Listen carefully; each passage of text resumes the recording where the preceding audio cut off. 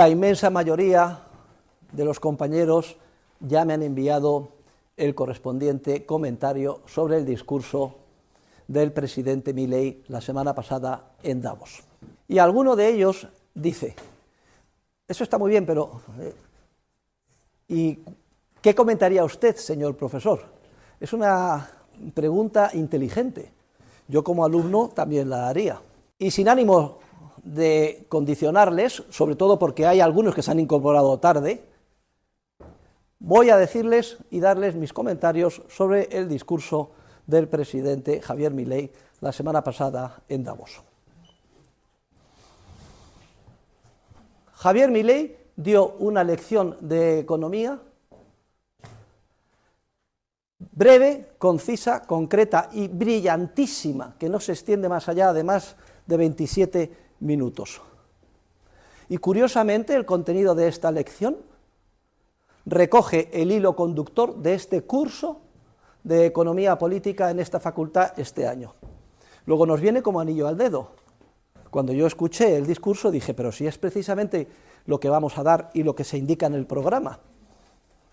¿Qué cosa mejor que pedir a 87 alumnos matriculados que al comenzar el curso se lean el discurso, porque esto les va a dar una visión panorámica de lo que vamos a aprender juntos a lo largo de los próximos 4 meses.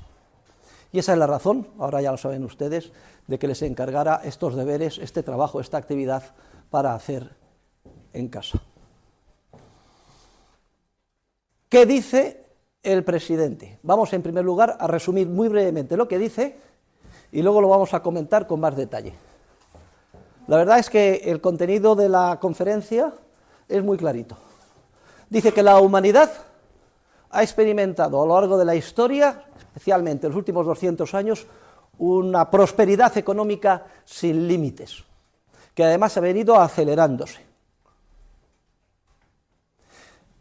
En segundo lugar, dice que esa prosperidad es resultado de la economía de mercado, dice que esa prosperidad es resultado de la libertad individual, del respeto a la propiedad privada, de la economía de libre empresa y del sistema capitalista. Esa es la segunda tesis. La tercera dice que el socialismo, él lo denomina, varía a lo largo de la conferencia, unas veces le llama socialismo, otras veces le llama colectivismo. Dice que el socialismo y el colectivismo son empobrecedores, que allí donde han preponderado han condenado a la pobreza a la humanidad. Pero no solo dice que son empobrecedores, dice que son inmorales y que además son responsables de la muerte por asesinato de más de 100 millones de personas. Creo que lo dice literalmente, ahora lo vamos a leer. Otra idea esencial del discurso. Pone como ejemplo a su propio país, Argentina. Por cierto, teníamos a 2 alumnos argentinos. ¿Están por aquí? ¿De dónde son ustedes? ¿Y usted? Buenos Aires. Venga, tenemos a 2 bonaerenses. Un aplauso para los de Buenos Aires. No todos los años tenemos la oportunidad de disfrutar entre el alumnado con 2 alumnos argentinos de Buenos Aires. Volviendo, dice que pone como ejemplo a su propio país, Argentina, que de ser el país más rico, de los más ricos del mundo, como resultado de su constitución liberal, hasta la segunda década del siglo XX, ha sido arruinado como consecuencia de las políticas intervencionistas y socialistas que se han tomado en ese país desde entonces. Con este ejemplo dice que Occidente está en peligro, porque él cree detectar que las tendencias culturales en Occidente están traicionando los principios de la economía de mercado sobre los que se ha construido este desarrollo y esta prosperidad.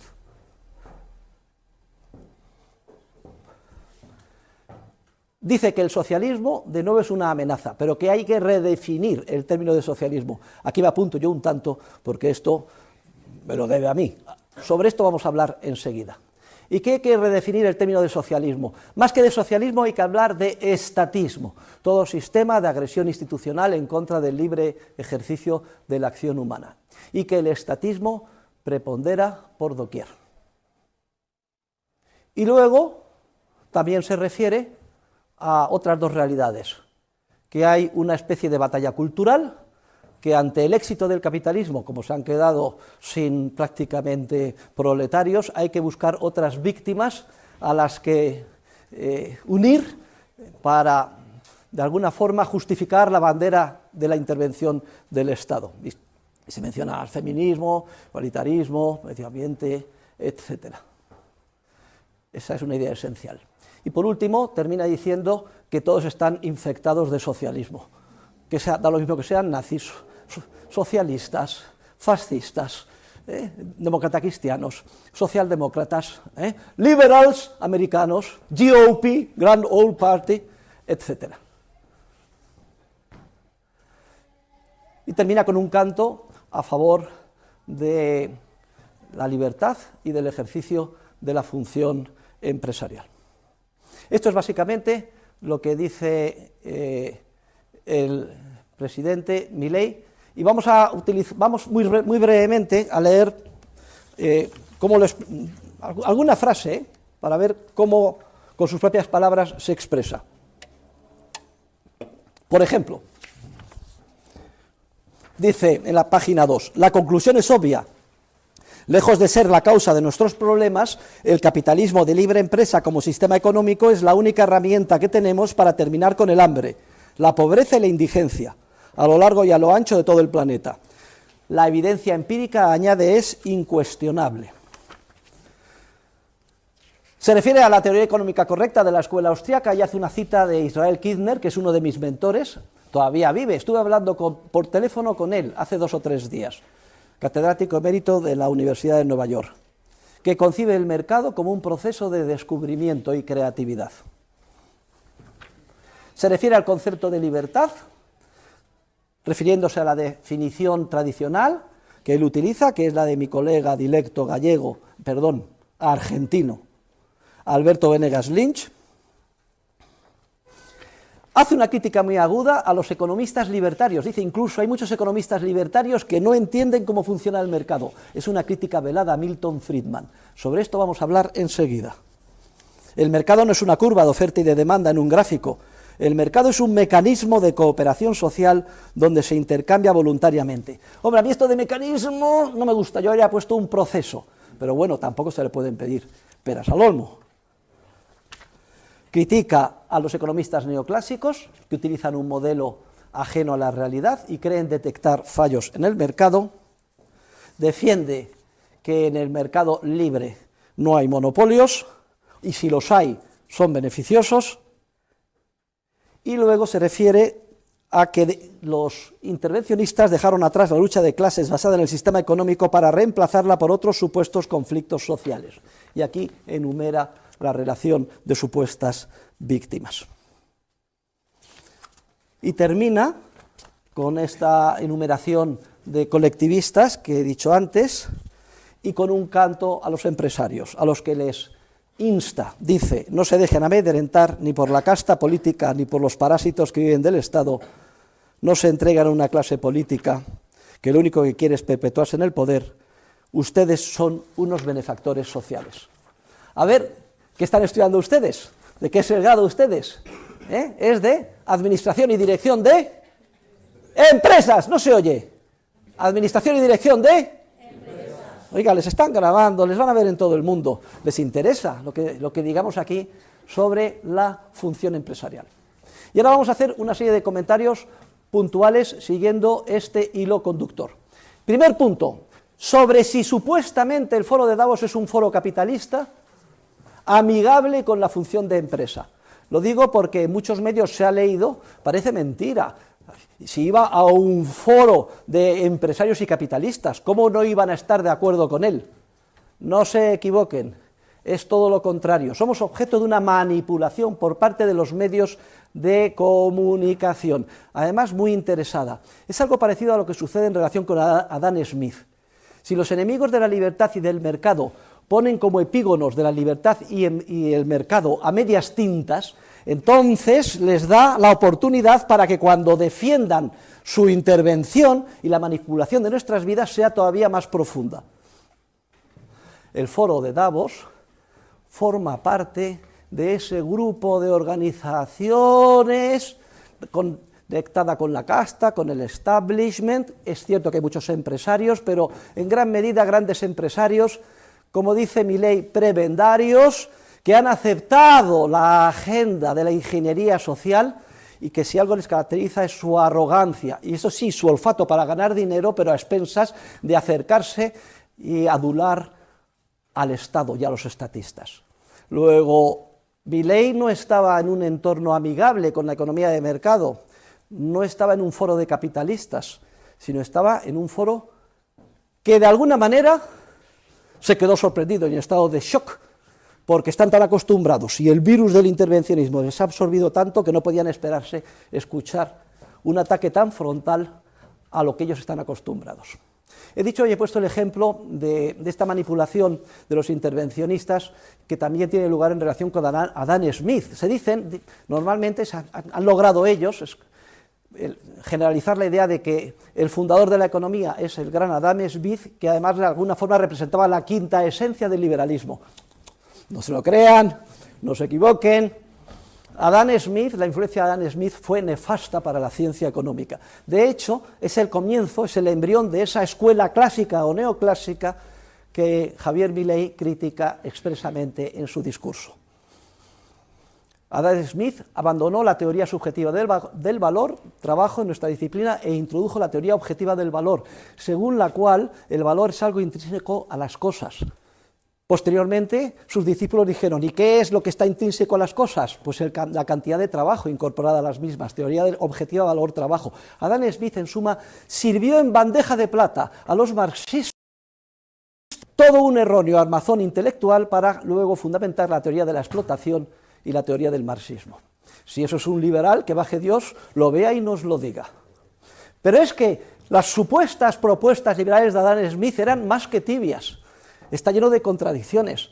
Adam Smith defendió las Navigation Acts, que es la quinta esencia del intervencionismo en el ámbito del comercio internacional, controlar los tipos de interés, las obras públicas, la educación pública, etcétera, etcétera, etcétera. En pocas palabras, Adam Smith, como mucho, era un tibio socialdemócrata completamente erróneo en lo que se refiere a su concepción del mercado, porque él solo le interesó estudiar el que decía que es el precio natural de equilibrio a largo plazo, es decir, esa etapa final estática, en base a la cual los economistas luego neoclásicos han construido el modelo de equilibrio, que en gran parte es culpable de que muchos crean que la intervención del Estado es posible y conveniente. Y claro, si dicen que el epígono y la muestra por antonomasia de la libertad es Adam Smith, pues si te he visto no me acuerdo, ya con eso pueden justificar ir todavía mucho más en la línea de la ingeniería social y del intervencionismo socialista. Luego, aclarado el primer punto respecto al foro de Davos y al contexto en el que estaba el presidente Milei.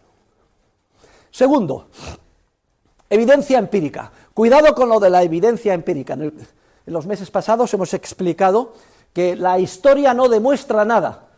La historia, como mucho, ilustra una teoría correcta. Es más, no hay historia al margen de la teoría, pero sí que hay un relato histórico en base a una teoría correcta, que es precisamente la que nos presenta Milei en su discurso.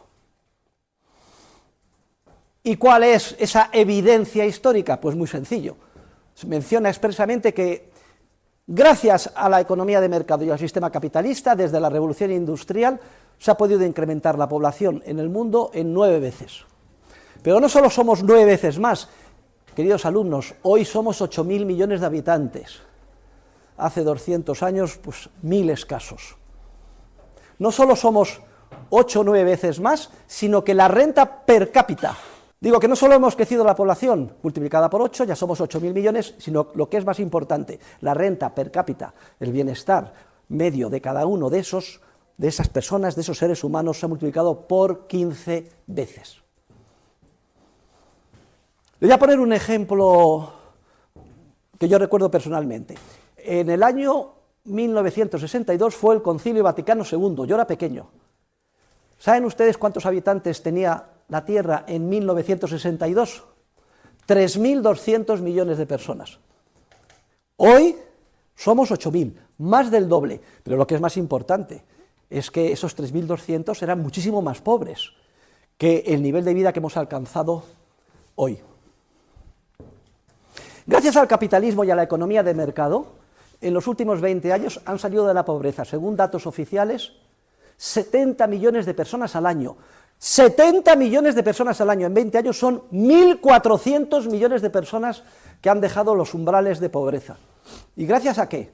Pues gracias a que la locura monstruosa de un comunista llamado Mao Zedong, que arruinó su país, quedó hecha trizas, y qué más da gato blanco, gato negro, lo importante es que coma ratones, todo se puede justificar, y dio un giro de 180 grados, y China se abrió a los circuitos del comercio internacional, la economía de mercado y el sistema capitalista, y se ha convertido en la fábrica del mundo. 1.500 millones de personas adicionales. Por cierto, la clase media y la clase alta en China se cuenta por 200 millones, 300 millones de personas, equivalente a la población de toda la Unión Europea, comparable al menos. Y está ahí latente el siguiente tigre, que no lo duden ustedes, que es India. En cuanto India, que ha aprendido la lección, empieza a liberalizar su economía esclerotizada por décadas de intervencionismo y de ingeniería social. Y además con una ventaja, porque el entorno político de la India, que es tradición anglosajona, es un entorno democrático, cosa de la que carecen los chinos. En los años 30 del siglo pasado, un joven oficial argentino fue destinado como agregado militar en la embajada de Argentina en Roma, Italia. Eran los años del fascismo de Mussolini. Ese joven quedó obnubilado por lo que a sus ojos era una organización perfecta de la sociedad impuesta por la fuerza desde arriba, que además encajaba perfectamente en sus esquemas militares, que es lo que es el ejército. ¡Qué maravilla estoy viendo a mi alrededor que está haciendo el duce y el fascismo en Italia! Ojalá pueda yo algún día hacer lo mismo en mi país. Ese joven se llamaba Juan Domingo Perón, y cuando volvió a la Argentina es exactamente lo que hizo, y es el principal culpable de haber hundido en la pobreza a Argentina, que repito, de ser uno de los países más ricos del mundo, se ha convertido en uno de los países tristemente que está en la cola, un país que tiene una extensión geográfica 5 veces, si no me equivoco, la de España, con 47 millones de habitantes, igual que España, y una renta per cápita que es la mitad de la de Portugal, para que vean ustedes la comparación. Hasta 1920 o 30, Argentina era un país tan rico que atraía inmigrantes, y entre otros mi abuelo materno. Mi abuelo materno decidió ir a Argentina, porque era la Meca, era como emigrar a Nueva York, y de hecho se cogió su billete y se fue a Argentina. Había conseguido un puesto maravilloso, encargado de una hacienda estupenda, miles y miles de hectáreas. Llegó con el propietario que estaba, ¡joder, qué tío, qué buena facha tiene! Mi abuelo era de una facha estupenda. ¡Qué suerte tengo! Aquí un español, un gallego, para dirigir a estos gauchos. Pero el asunto se torció cuando le invitó a mi abuelo, según me contaba, a pasar una habitación, la abrió y estaba toda llena de armas, rifles, pistolas, dijo, bueno, elija usted porque tiene que ir armado. En ese momento se le demudó la color a mi abuelo, decidió volverse atrás, compró otro pasaje y volvió a España, porque odiaba las armas. Es una anécdota que les doy, pero como él, muchos fueron a ganarse la vida a Argentina. Y hoy, en cambio, se han invertido las tornas. Hoy son los argentinos los que emigran a España. Si no me equivoco, hay 500.000 más de 500.000, un poco más, 600.000 argentinos en España. Y son muy pocos los españoles que emigran a Argentina. Algo parecido a lo que sucedía cuando estaba el telón de acero. Que todo el mundo quería irse de la Alemania comunista hacia la República Federal Alemana capitalista. Por algo será. ¿Por qué es? Por la libertad. Y este es el tercer punto que quería aclarar en mi comentario. ¿Cuál es el concepto de libertad? Hayek, Friedrich Hayek, premio Nobel de Economía del año 74, tiene dos obras espectaculares que tienen que leer ustedes. Una se titula Los fundamentos de la libertad, va en español por la 7ª o 8ª edición, que editamos en Unión Editorial. The Constitution of Liberty, en inglés. La otra es Derecho, Legislación y Libertad, Law, Legislation and Liberty. Y Hayek explica que hay dos definiciones contrapuestas de libertad, nada tiene que ver una con la otra. Una es la definición verdadera y otra es la definición corrompida, porque si algo se caracteriza a los enemigos del mercado, es su habilidad para corromper semánticamente los términos atractivos. Hacer lo que se denominan visual words, las palabras comadreja. Esto está tomado de una de las obras, es You Like It, de Shakespeare. ¿Por qué una palabra comadreja? Porque dice Shakespeare que las comadrejas son capaces de vaciar un huevo por dentro, dejando intacta la cáscara. Pues eso exactamente es lo que hacen los enemigos del mercado.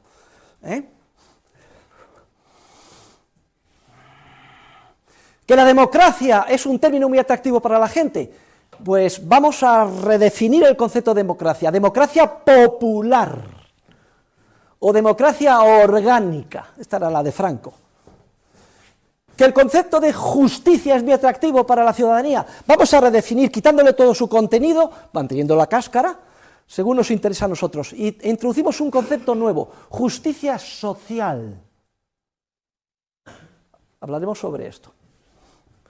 ¿Que el concepto de Estado de Derecho es muy atractivo? Vamos a hacer lo mismo, corrompiendo su significado. Estado social de Derecho.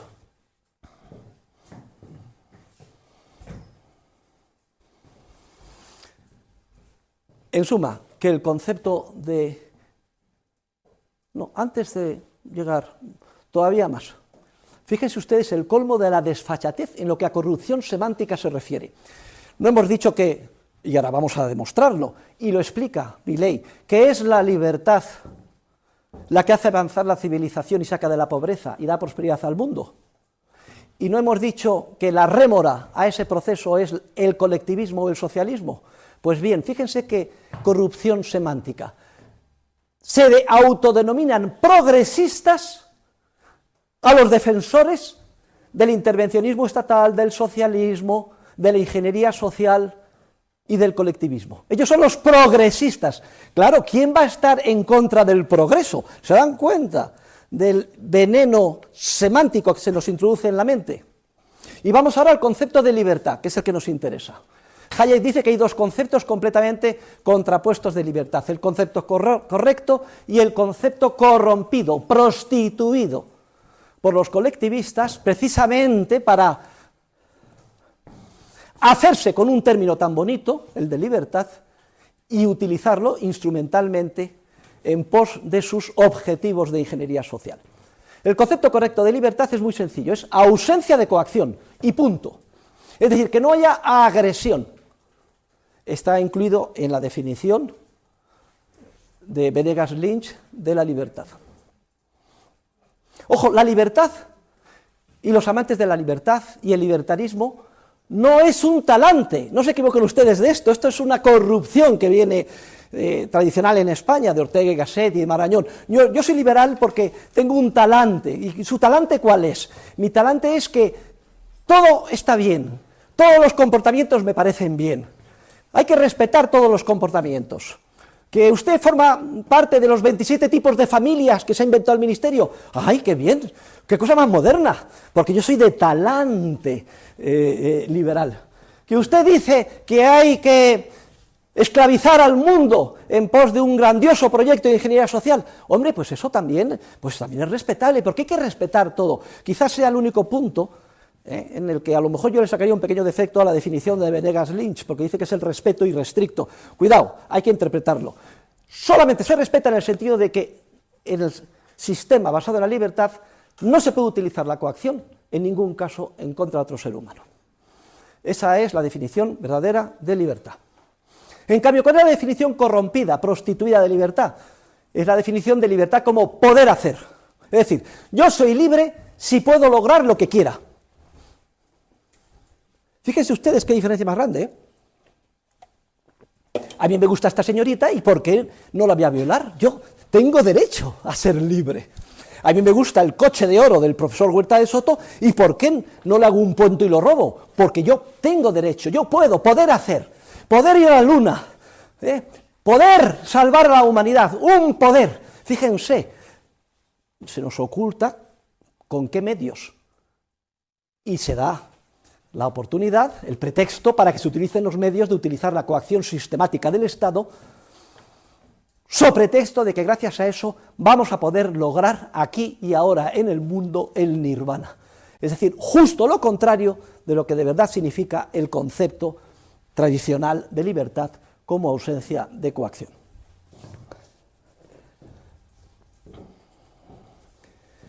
Y la ausencia de coacción significa, pues, respeto a la propiedad privada, a la vida, respeto a los contratos voluntarios. Los contratos son do ut des, un acuerdo voluntario, no hay coacción, ambas partes salen ganando, siempre, porque si no salieran ganando no cerrarían el acuerdo o el contrato.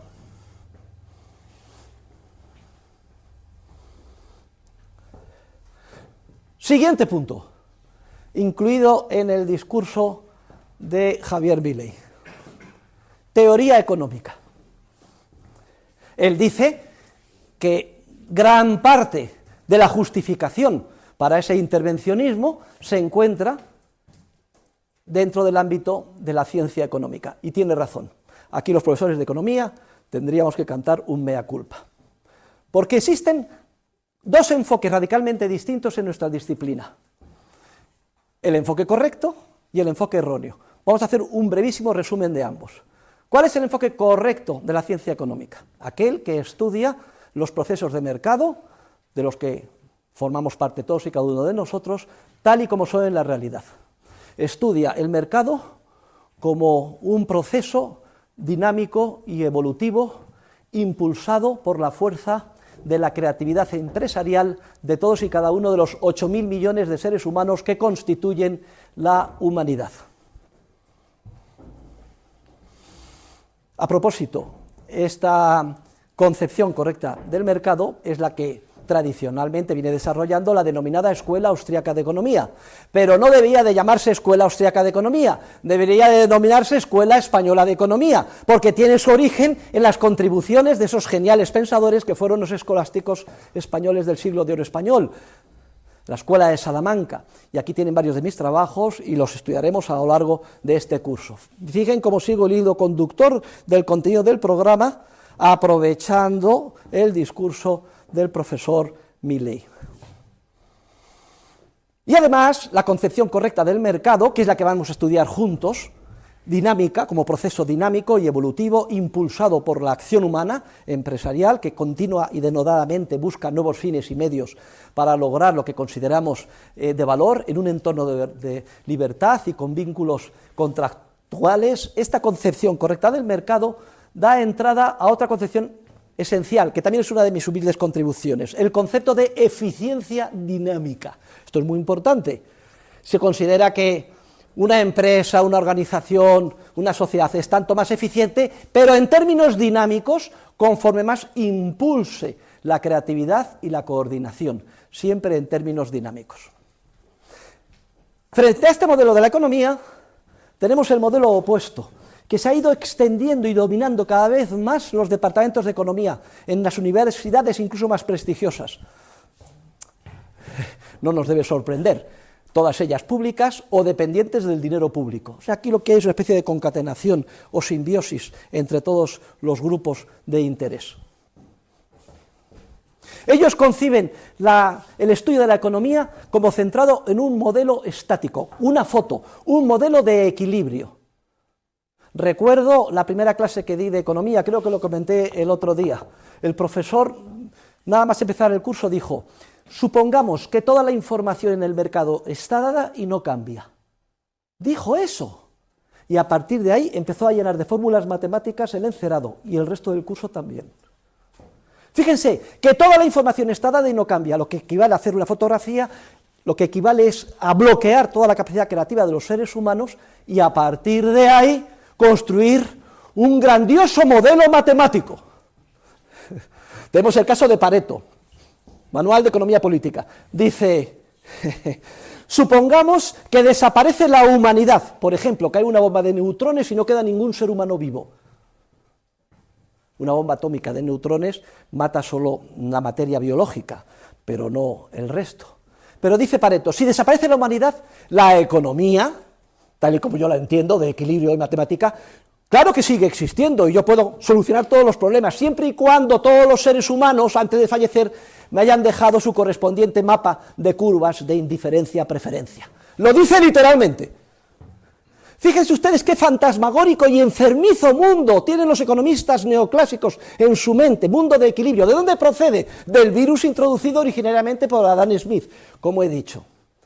Para ellos, el modelo de eficiencia correcto, el concepto correcto de eficiencia no es el concepto de eficiencia dinámica, brilla por su ausencia. En su modelo no hay seres humanos creativos, no existen empresarios, no hay dinamismo, lo único que hay es Dynamic Stochastic General Equilibrium Models, por ejemplo, y eficiencia estática, que no dinámica, entendida en su sentido paretiano. Un ajuste perfecto que se daría en un mundo irreal del nirvana en el que todo hubiera sido solucionado, descubierto y coordinado. Y es muy importante este choque de paradigmas, y es muy importante que ustedes sean conscientes que nosotros vamos a dar el curso desde la perspectiva del paradigma correcto, y no desde la perspectiva del paradigma erróneo. Y agradezco enormemente al presidente Milei que haya dado una clase de economía de esta profundidad de 23 minutos, porque me lo sirve en bandeja, como les decía, para iniciar este curso aquí y ahora. Pero la desfachatez no para aquí. En el mundo de la ciencia natural, que se caracteriza porque hay constancias y se pueden realizar experimentos de laboratorio, los científicos naturales son un poco más honestos. Si desarrollan un modelo, lo comparan con la realidad y ve que la realidad refuta al modelo, abandonan el modelo, dicen que es científicamente falso. Pues no sucede esto con los científicos de la economía, que siguen como corderitos a los científicos del mundo natural, con su misma metodología y sus mismos modelos matemáticos. No sucede esto. Ellos desarrollan su modelo grandioso, estático, de equilibrio, donde el ser humano brilla por su ausencia, y si ven que la realidad no coincide con el modelo, en vez de desechar el modelo, dicen, la que está equivocada es la realidad. Que la realidad está llena de fallos de mercado. Otra de las genialidades, lo explica perfectamente el presidente Milei. Y que por tanto, obviamente, prima facie de entrada, si la realidad está llena de fallos porque no coincide con mi modelo, que solo existe en mi enfermiza mente matemática, esto justificaría de entrada que papá Estado imponga por la fuerza, fuerce la realidad y la lleve hacia el modelo. Ese es el esquema. Y hay toda una retahíla en los programas elaborados por funcionarios del Estado, que son los que nos obligan a estudiar los supuestos fallos del mercado, y se enumeran todos los que ustedes quieran. Milei hace referencia a uno de ellos. El tan temido monopolio. Y lo mismo sucede, lo mismo que hemos visto que sucede con las dos concepciones de la economía, sucede con el monopolio. Hay dos conceptos de monopolio, un concepto correcto y un concepto erróneo de monopolio. Aquí es donde la escuela austríaca ha hecho sus contribuciones más brillantes. De hecho, Milei alguna vez ha declarado, porque Milei era economista de los malos, de los del mainstream, nadie es perfecto. Y sin embargo, hace 8 o 10 años entró en contacto con la escuela austríaca y con las clases que se dan en esta universidad, y a través de la crítica a la teoría neoclásica del monopolio de los economistas de la escuela austríaca, vio la luz. Eso es lo que ha dicho él. Y a partir de ahí se convirtió en un economista austríaco. Monopolio procede del griego. Monos, uno, polein, vender. Para los economistas neoclásicos, el peor de los mundos es el monopolio. ¿Cómo se define el monopolio? Si en un sector o industria hay un solo vendedor. ¿Y por qué está malo el monopolio? Porque de acuerdo con mis funciones de oferta, demanda, costes marginales, etc., el monopolio explota al consumidor, y por tanto el Estado tiene que crear leyes antimonopolio para, utilizando su fuerza, obligar a que la gente compita. Esto es lo que se nos ha vendido. Pero este relato es falso desde el principio hasta el final. Lo relevante no es si hay un solo vendedor en un sector determinado, entre otras cosas porque no cabe definir en términos objetivos y científicos el concepto de sector o industria. La Coca-Cola, ¿en qué sector está? Si decimos, en el de bebidas, no hay monopolio, porque puedo beber vino, Fanta, puedo beber agua, puedo beber 80 cosas. Restringimos, bebidas gaseosas, no sé cómo lo dicen en Estados Unidos. sodas, lo dice, sodas, Entonces ya se reduce, sí, porque aquí solo está la Pepsi-Cola y la Coca-Cola, y si reducimos, y más pequeña la industria, bebidas gaseosas, dulces, oscuras, y que además hagan anuncio diciendo Coca-Cola, al final tiene monopolio, claro. Profesores de economía.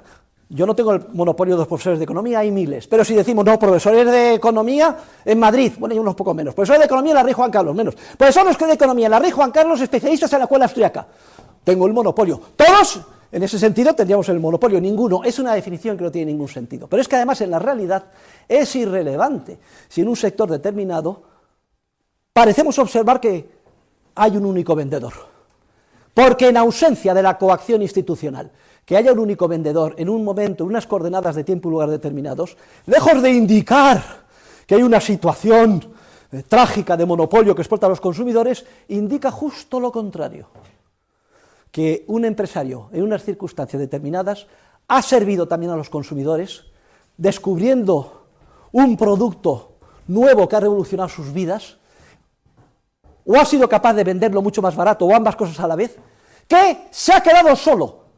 A ese monopolista, lejos de perseguirle, con la ley, con los tribunales, habría que hacerle un monumento. Y no vale el relato de que se queda solo y explota a los consumidores. En el mercado, cada día es un nuevo amanecer, no hay derechos adquiridos. Basta con que baje un poco la guardia el tan exitoso empresario para que inmediatamente le salgan de debajo de las piedras múltiples competidores, y si no que se lo digan a IBM, que durante la mitad de la vida mía, IBM controlaba el mercado, y luego que fueron víctimas de su arrogancia y de sus mainframes, y se rieron de aquellos que les fueron a ofrecer un ordenador personal, ¿y qué pasó? IBM hoy es prácticamente inexistente. Lo importante, lo relevante, no es si hay o no un solo vendedor, sino si un empresario prebendiario, como dice Milley, de esos del crony capitalism, resultado del capitalismo de amiguetes, ha conseguido que el Estado le dé un privilegio, un jus privilegium, para explotar un bien en circunstancias de exclusividad, utilizando todo el poder del Estado para impedir que el resto de los empresarios creativos puedan acceder a esa parcela. Luego, en una economía de mercado sin coacción del Estado, los monopolios, el tan temido monopolio no existe, y si existe está indicando en una concepción dinámica que está sirviendo a los consumidores mejor que nadie.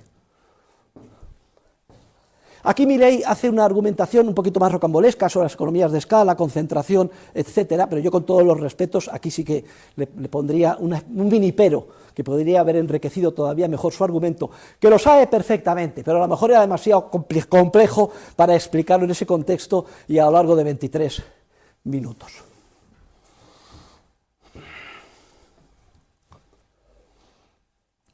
La teoría económica dinámica de la escuela austriaca explica que el origen de la coordinación en el mercado está en el acto empresarial, porque en todo acto empresarial se producen tres efectos de extraordinaria importancia. Un efecto de creación de información, el empresario se da cuenta o descubre que hay una oportunidad de ganancia, un recurso aquí se malutiliza y se podría vender allá caro porque hay otra persona que lo necesita, se enciende la bombilla empresarial, descubro esa oportunidad de ganancia, y la gran maravilla es que todos los desajustes que hay en la sociedad, que son infinitos y continuamente cambiantes, ¿por qué son infinitos los desajustes? Porque somos 8.000 millones de seres humanos, cada uno de su padre y de su madre, con diferentes ideas, voliciones, juicios de valor, etc. Los desajustes son inmensos. Lo normal es que nos matáramos todos a tiros, y sin embargo, y esta es la gran maravilla que aporta la ciencia económica, se genera un orden espontáneo, porque cada desajuste se plasma en una oportunidad de ganancia o beneficio, que queda ahí latente para ser descubierta por un empresario.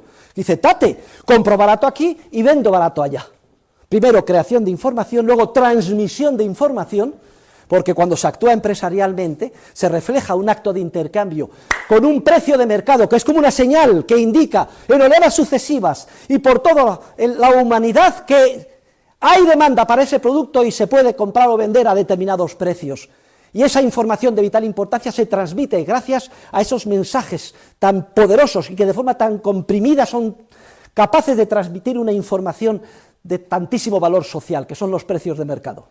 Creación de información, transmisión de información y el tercer efecto, coordinación y ajuste.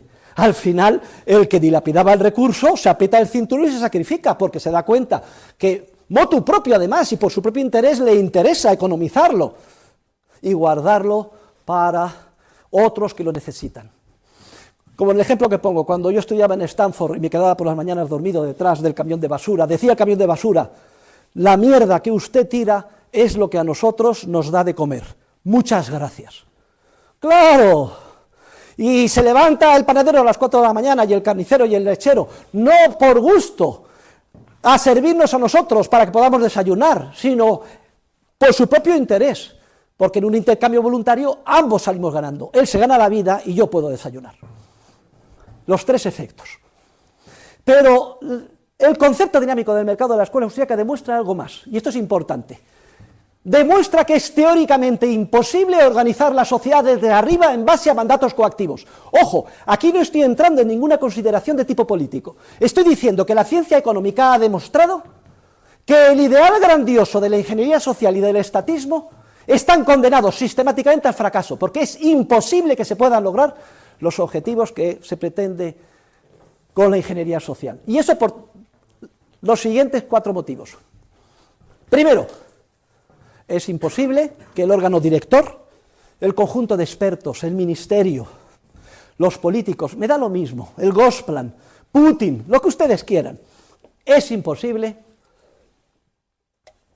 que se haga con el inmenso volumen de información que continuamente crean y generan los 8.000 millones de seres humanos, sino porque creen ustedes que el punto de partida es, supongamos que toda la información está dada y no cambia. Y este es el argumento menos importante, porque alguien podría decir, y ahí hay un debate con mis discípulos de los cibercomunistas, que dicen que con los avances de los nuevos sistemas informáticos se puede digerir y dar cuenta de un volumen de información inmensa. Se equivocan radicalmente, porque los nuevos sistemas cibernéticos y las nuevas tecnologías y las nuevas comunicaciones actúan como un trampolín que lo que hacen es multiplicar exponencialmente la capacidad creativa de nueva información de los 8.000 millones de seres humanos y hacer ya radicalmente imposible su control a nivel estatal.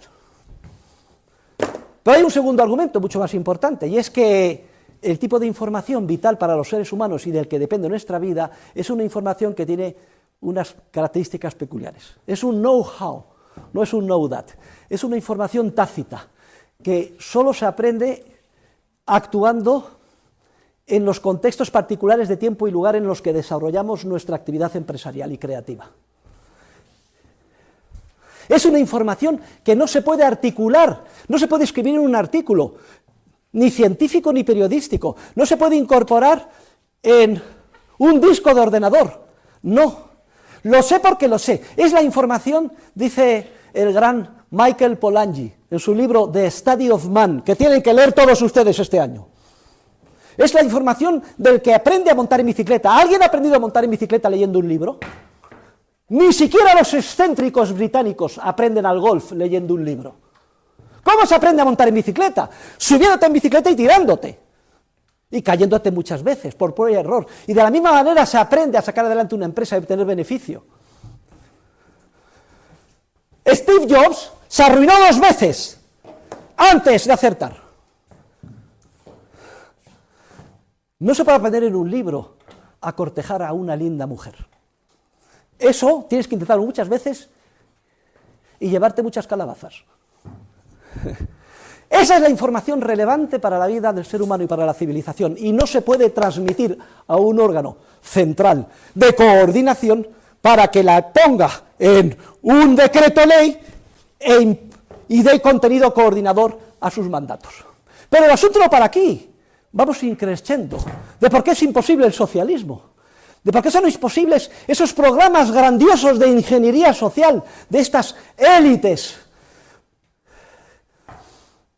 que viven en esa borrachera del poder. Es que la información que necesita el Estado para dar un contenido coordinador a sus mandatos no es la información de hoy, es la información de mañana, cuando promulgue los mandatos y quiera modificar lo que mañana tiene que organizar. Y resulta, queridos alumnos, que la información de mañana no existe, porque todavía no ha sido creada por los 8.000 millones de seres humanos creativos. Entre otras cosas, porque si ya hubiera sido creada, no sería información de mañana, sería información de hoy. La información que manejan los funcionarios y los burócratas solo tiene valor arqueológico o histórico. Es como si se empeñaran en conducir con un coche mirando al espejo, nada más retrovisor. Desde luego, el golpe y el accidente estaba garantizado. Pero hay un cuarto argumento, el definitivo, que explica por qué el socialismo es imposible. Queridos alumnos, y aquí sí que incide en esto Milei, socialismo es coacción, esto es lo más importante. Él habla de socialismo y colectivismo.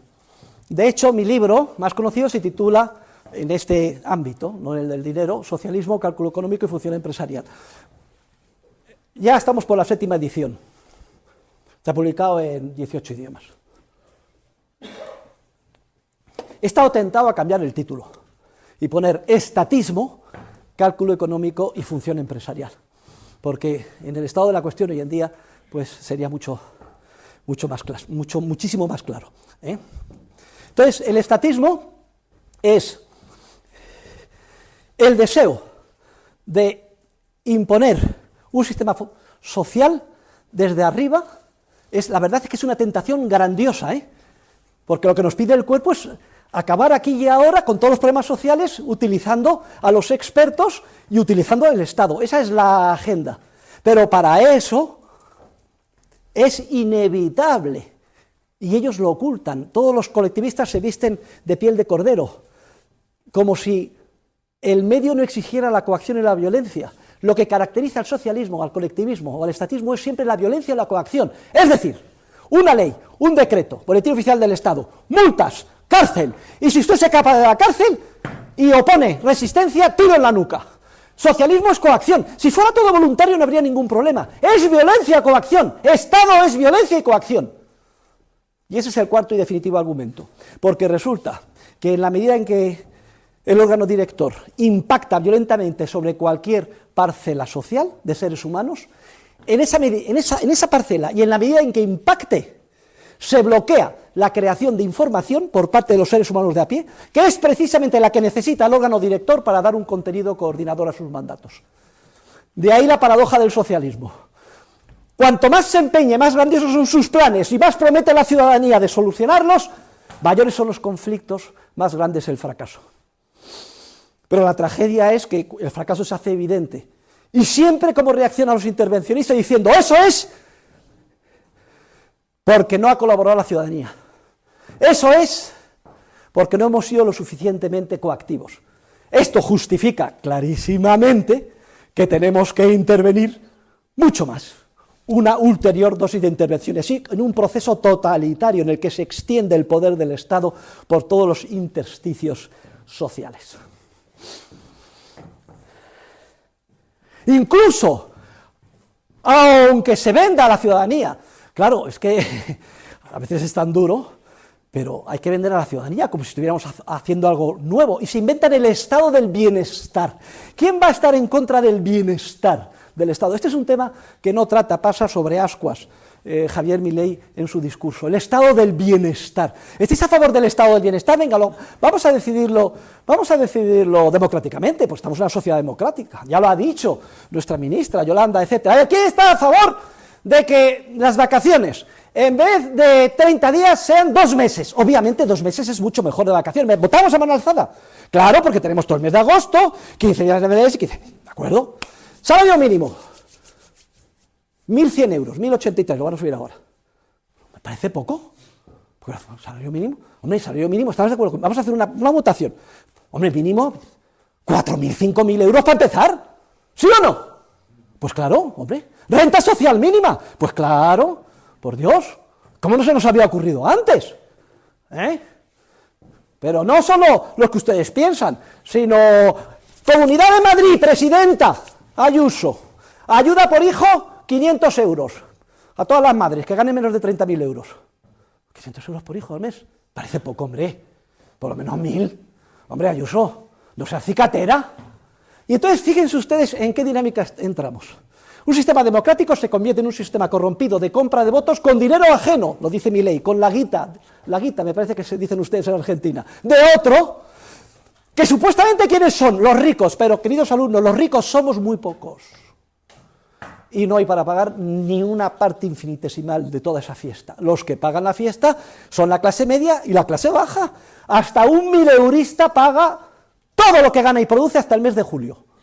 Pero esto se nos oculta a todos los ciudadanos.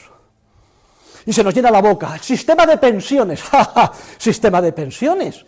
Menudo engaño. Una estafa piramidal mantenida a punta de pistola para garantizar la entrada continuada de ingenuos, a los que se les expropia un tercio de todo lo que ganan para pagar las pensiones de los actuales jubilados. No se ahorra nada.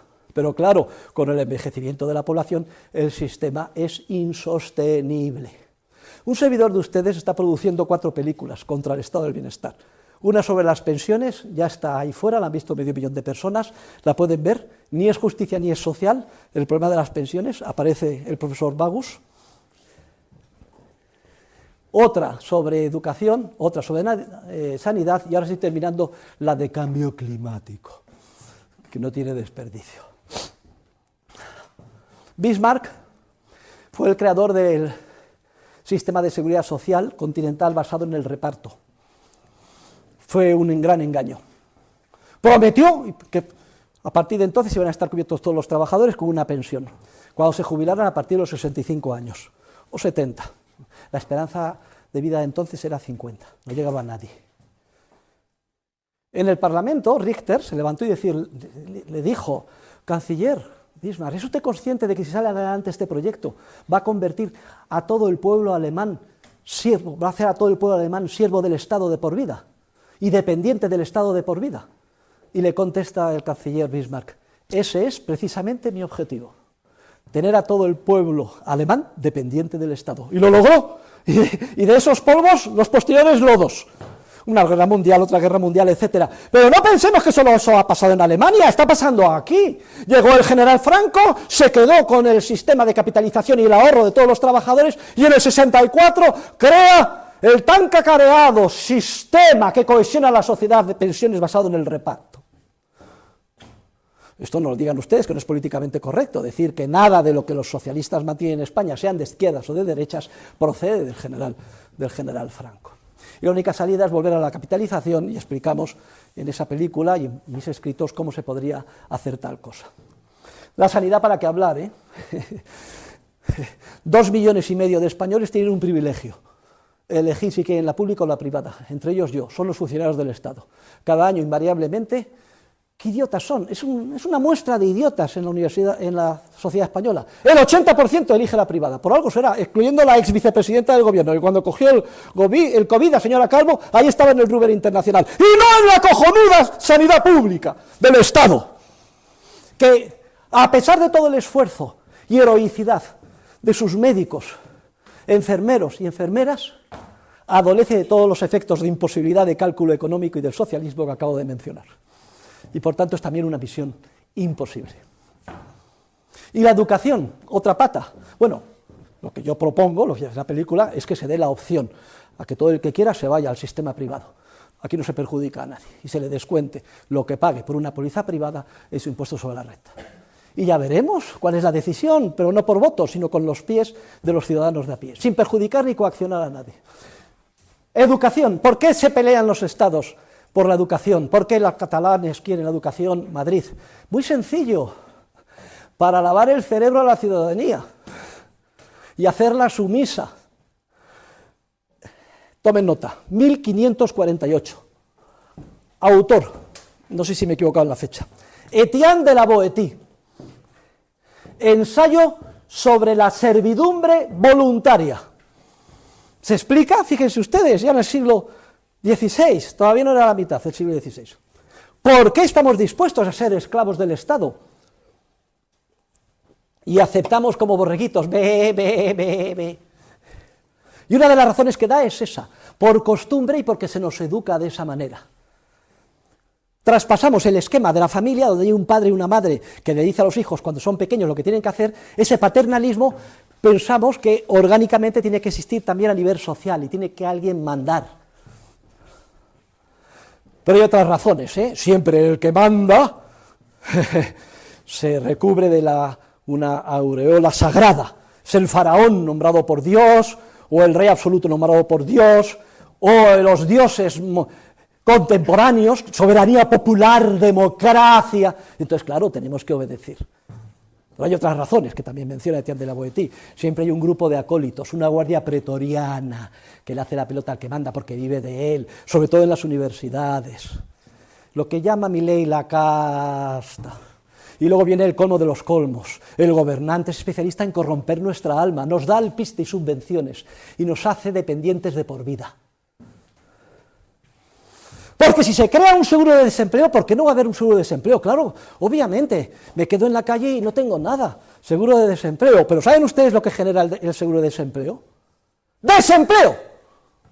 Los incentivos para encontrar trabajo desaparecen. Ahora está discutiendo el gobierno, siguiendo directrices comunitarias, hombre, habría que entregar a cambio de que, a ver si podemos, imposible. Pero por dos vías, no solo por vía de incentivos, de que se destrozan para conseguir empleo, sino que el coste del seguro de desempleo que se financia con impuestos, a su vez destruye puestos de trabajo sostenibles que no se ven. Luego, por las dos vías, el seguro de desempleo genera desempleo. Y la ayuda a la pobreza, que fue la cita que me hizo, y estoy muy agradecido, el presidente Milley en su toma de posesión, genera pobreza. Es que en Estados Unidos hay un problema, de New Frontier, presidente Johnson, hay un problema de pobreza, lo va a solucionar para Estado. Food stamps para las madres solteras en Estados Unidos. ¿Saben ustedes qué pasó? ¿Qué piensan que sucedió? Se multiplicaron por 3 las madres solteras. Claro, me pagan por gratis, pues venga, madres solteras, madres solteras, madres solteras. Cuidado con la ayuda a la pobreza y sobre todo con la ayuda internacional a la pobreza. Corrompe, destroza a los países del tercer mundo. Porque a un pobre no hay que darle un pescado gratis, sino que hay que enseñarle a pescar y darle una caña de pescar. Y la caña de pescar significa capital acumulado y ahorro. Y me queda una pata. No voy a meter en esta pata porque es muy morbosa. Solo voy a hacer alguna observación. Cambio climático. Hay un economista neoclásico, William Nordhaus, le dan el premio Nobel de Economía, porque dice lo siguiente, dice, hombre, esto del cambio climático es muy peligroso, sí, pero ojo, cuidado, no tomemos medidas cuyo coste marginal sea superior al beneficio previsto. Luego, en el momento en el que la siguiente medida de apoyo, subvención a las renovables, etcétera, tenga un coste superior al posible beneficio o disminución de daño dentro de 30 o 40 años, ahí hay que pararse. Y le dan el premio Nobel. La gran genialidad. El argumento me parece aceptable, a pesar de venir de un neoclásico. Pero hay un problema de fondo, que no es austriaco, y le faltó rematar. Y es el siguiente. Es imposible que el Estado, los gobernantes, los expertos, se hagan con la información respecto de los costes marginales y los beneficios de esas acciones. Actúa completamente a ciegas, igual que el Estado soviético con el Gosplan. Y por tanto dilapidando la riqueza escasa de la sociedad y haciendo daño especialmente a los más vulnerables. Esto sin mencionar que el cambio climático también tiene muchos beneficios, porque el CO2 es un abono para las plantas, se va a hacer la Tierra, el planeta completamente verde. Y que se haga verde y arable toda Siberia, fíjense ustedes, produciendo trigo. Y sin mencionar que en todos los modelos los supuestos daños nunca se valoran hoy, descontando por tipo de interés. En términos económicos carece completamente de racionalidad todo lo que se está haciendo en este campo. No habría que hacer absolutamente nada. Porque si algo caracteriza a la economía de mercado es su capacidad de adaptación. La economía de mercado libre, protagonizada por seres humanos creativos, empresarios como ustedes y como yo, ya ha demostrado a lo largo de la historia que es capaz de adaptarse a las circunstancias más aciagas. Voy a poner un ejemplo, ya que tenemos a un visitante, luego se van a presentar ustedes al final, de Nueva York. Cójanse las hemerotecas, finales del siglo XIX, grandes titulares, se va a acabar el mundo. Hay un problema que hemos detectado insoluble. ¿Saben cuál era? Excremento de los caballos en las ciudades. solo iban en caballo y en carretas, y los excrementos eran medio metro, 1 metro, entonces vienen los de entonces del Club de Roma, extrapolan a este crecimiento de la población, vamos a quedar, se va a parar el mundo, hay que parar el mundo, la riqueza, etcétera, porque nos vamos a morir en excrementos. Pues mire, mutatis mutandis lo que se dice hoy en día en relación con el cambio climático. Ni hubo que parar el mundo, ni pasó nada, porque poco después a alguien se le ocurrió hacer un motor de explosión se solucionaron todos los problemas de excrementos, y sobre ese motor de explosión, sobre los hombros del motor de explosión, se ha producido el mayor cuerno de la abundancia en la historia de la humanidad. Y no estoy a sueldo de ninguna empresa de combustibles fósiles, pero lo que es absurdo es que se prohíba la investigación de combustibles fósiles, y papá Estado, que se supone que sabe más que nadie, opta y apuesta por solo los vehículos eléctricos. ¿Y por qué? ¿Y si se nos ocurre otra cosa? ¡No! Queda prohibido investigar en motores de explosión. Oiga, ¿y si se nos ocurre un motor de explosión que es capaz de reducir el CO2 a la tercera parte? ¡No, no, no! Eléctrico, eléctrico, eléctrico. ¡Pero qué arrogancia! La fatal arrogancia, el título del último libro de Hayek. Creerse dioses. Se creen dioses, legitimados para dirigir nuestras vidas. Y esto respecto del cambio climático. Pero hay otro punto, me quedan 2 o 3 y ya terminamos. Y es que Milley insiste en que lo que él llama colectivismo, socialismo, yo llamo estatismo, es intrínsecamente inmoral. O por contraste, que la economía de mercado, el sistema capitalista, es el único sistema no solo eficiente dinámicamente, sino moral. Entre otras cosas, y esto lo explico en mis libros, porque eficiencia y moral y ética son 2 caras de la misma moneda. Lo justo, entendida la justicia correctamente, como el respeto a la propiedad privada, no puede ser ineficiente, y lo eficiente no puede ser injusto. Eso de que eficiencia y justicia se pueden combinar de manera aleatoria como se quiera, es resultado de la enfermiza mente de los llamados economistas del bienestar, incluyendo Samuelson con su función de bienestar social, etc. No. Es intrínsecamente injusto el socialismo, y todo lo entendemos ahora, porque se basa en la violencia y en la coacción. Y quizás la característica más típica del ser humano es nuestra capacidad creativa, para crear y descubrir libremente cosas. Y no para que se nos meta en un campo de concentración, se nos ponga una multa, se nos quite la mitad de nuestra renta hasta el mes de julio, se nos diga lo que tenemos que hacer o lo que no podemos hacer. Y no piensen ustedes que estoy exagerando. En cuanto salgan de la facultad y consigan empleo, van a dedicar la mayor parte de su tiempo a defenderse papá del Estado, a leer el boletín oficial del Estado, a ver en qué les intervienen, cómo les van a perseguir. Que en ese entorno haya un empresario creativo que sea capaz de sacar adelante esto, le convierte en un héroe. Aquí tiene plena razón Milley, porque prácticamente no se nos deja trabajar en libertad, ni crear en libertad. Es intrínsecamente inmoral. El socialismo no solo es una tragedia de la historia que ha condenado a la muerte a millones de personas, y una tragedia porque muchos de ellos han muerto pensando que morían por algo justo, en términos históricos, no solo es una imposibilidad en términos científicos, sino que es la mayor inmoralidad que cabe concebir, el estatismo. Otra idea muy importante desarrollada por Milley en su discurso. Y luego dice Milley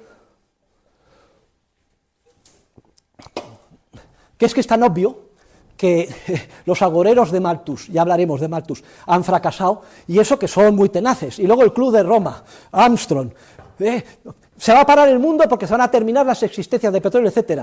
Y viene la famosa apuesta entre Julian Simon, doctor honoris causa por la Universidad de Navarra, y Ehrlich, el agorero de la tragedia y de la emergencia en todos los ámbitos, que quiere justificar parar el mundo, la humanidad, porque nos vamos a quedar y vamos a morir de hambre. Y dice Simon, te apuesto a que aquí dentro de 20 años hay mucho más abundancia de todo lo que dices y que todo ha bajado de precio. Y ganó la apuesta Simon. Pero siguen tozudos los del Club de Roma, y luego crean, el Club de Roma, el Foro de Davos, porque esto es peligrosísimo, y tenemos que hacer una especie de trilateral mundial, un gobierno mundial que dirija nuestras vidas. Se nos llena la boca, incluso hasta el Papa Francisco pide un gobierno mundial que acabe con todos los problemas. Un endiosamiento de la razón humana. Ha tenido tanto éxito es tan evidente que hay que buscarse nuevas banderas, sobre todo después de la caída del muro de Berlín. ¿Y qué banderas descubren? ¿Qué banderas buscan? Ya prácticamente no quedan proletarios, no hemos dicho que están saliendo a un ritmo de 70 millones al año de la pobreza. Hay que buscar nuevas víctimas, reales o imaginarias, a las que victimizar para aglutinar su odio contra el orden establecido del mercado y justificar nuestra intervención como ingenieros sociales. Y Milei se refiere expresamente al conflicto artificial entre hombres y mujeres. No existe tal conflicto en una economía de mercado que se basa en la igualdad de todos ante la ley. Lo mismo podríamos decir al conflicto con las minorías LGTBI, HIJKR, lo que ustedes quieran. O otra nueva bandera, el igualitarismo. Es que hay una cosa trágica, que el mundo está desigual. Obviamente esto es trágico. ¿Cómo puede ser que el profesor Huerta de Soto tenga tanto dinero y yo, un pobre alumno, no puedo llegar a fin de mes? Eso es injusto.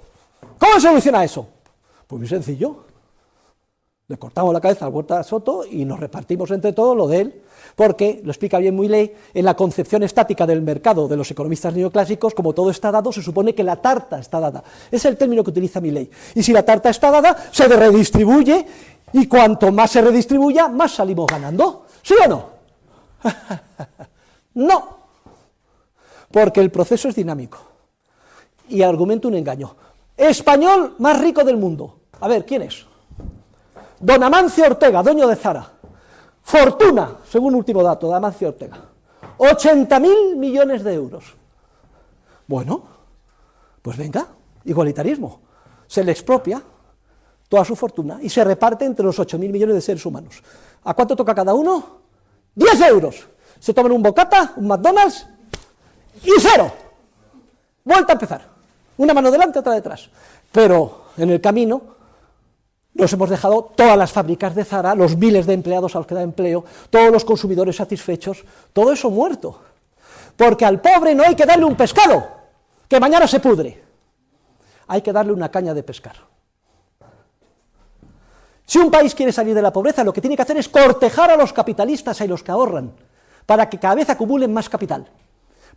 La teoría económica demuestra que el salario de los trabajadores depende de lo que producen, de su productividad, y son tanto más productivos conforme más equipo capital tengan a su disposición. El obrero norteamericano, el agricultor norteamericano, gana 100 veces más al mes que el agricultor indio, no porque trabaje más, ni porque sea más listo, simplemente porque el agricultor indio sigue arando el campo con un arado romano y 2 bueyes. Mientras que el agricultor norteamericano utiliza un tractor John Deere de última generación. ¿Se han subido ustedes? Tiene ordenador, GPS. En una mañana ahora 100 veces de extensión lo que hace el indio. Es 100 veces más productivo. Por eso gana 100 veces más. Pero para tener un tractor, ojo, no ha sido a base de cortar la cabeza a los ricos, sino ha sido a base de fomentar la acumulación de capital y el ahorro. Cortejar a los que acumulan capital y a los capitalistas. No hay cosa que haga más daño que los impuestos sobre los beneficios empresariales y sobre todo los impuestos sobre el capital. Pero no hace daño a los que les hayan cortado la cabeza. ¡Cha! Que también. Pero qué más da. Siempre se utiliza la vena perversa de la envidia. A los que hace daño es precisamente a los más vulnerables. Luego ya sabemos lo que tiene que hacer Venezuela, lo que tiene que hacer Argentina, si quieren salir de la pobreza. Atraer capitales, proteger como agua de mayo a los capitalistas y a los ahorradores. No distorsionar el mercado, no gravarles con altos impuestos. Justo lo contrario de lo que los demagogos nos venden, engañando y manipulando a la ciudadanía.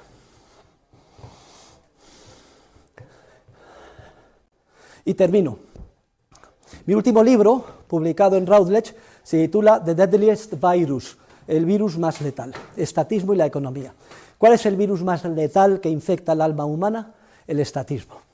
Se nos introduce subrepticiamente en nuestra alma y casi sin darnos cuenta aceptamos todo el esquema de la agenda y ya hemos caído en sus redes. Incluso yo mismo, me pasa incluso a mí mismo a veces.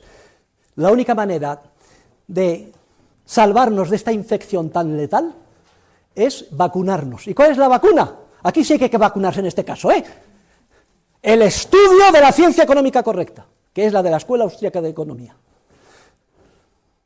Yo no les impongo ningún principio moral, ya lo dije el primer día en clase, que yo iba a explicitar cuáles eran mis juicios de valor, pero estamos en una clase científica.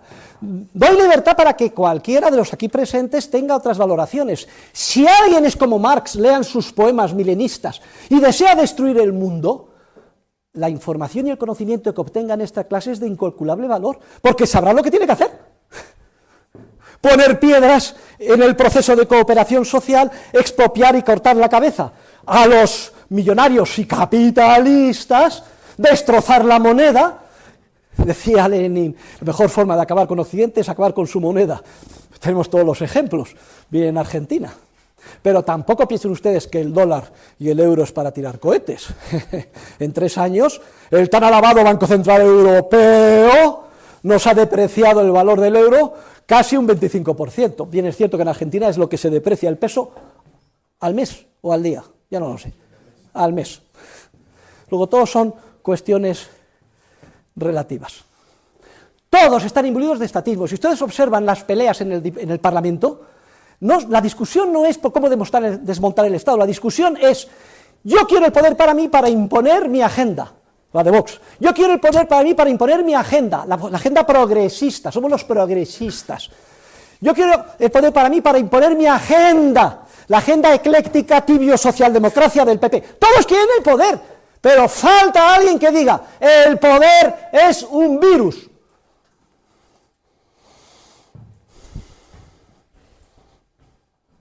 Pero ha habido un discípulo de un servidor, y ha sido uno de los motivos de mayor alegría en mi vida, que en contra de mi recomendación, ya lo verán en mis artículos, digo, no destrocen su vida dedicándose a la política. Se ha dedicado, y por azares del destino, la mano de Dios, diría él, y digo yo, ha terminado de presidente de la República Argentina. Ha inmolado su vida. Ustedes no saben lo que es dedicarse a la política, ¿eh? Y más en un país como Argentina. No es que sea especialmente malo, es como España. Es destrozar la vida. Se va a inmolar en esto. Miren, no sé lo que pasará con Milei y su programa en Argentina.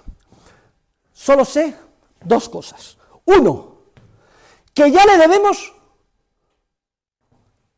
algo de un valor inmenso para la humanidad. Y es haber traído a la agenda y haber hecho popular la idea de la libertad, términos como el de anarcocapitalismo, y despertar a los ciudadanos de su letargo. ¿Cuántos ahora están diciendo, es que yo no lo sabía y ahora que lo escucho me di cuenta que es lo que yo soy, anarcocapitalista? Miren, no importa lo que suceda en Argentina, aunque yo deseo que tenga mucho éxito en Argentina, pero ya lo que ha logrado Milei tiene un valor inmenso, porque yo llevo 40 años repitiendo las mismas cosas y ahora ya tiene un eco universal. Luego, bien por Milei. Y 2, como le salga medianamente bien, fíjense ustedes la que se organiza. Entonces sería para dar el Premio Nobel de Economía a Israel Kirzner como máximo representante vivo de la Escuela Austríaca de Economía y al presidente Javier Milei como alguien capaz de llevar a la práctica ese ideario. Muchas gracias.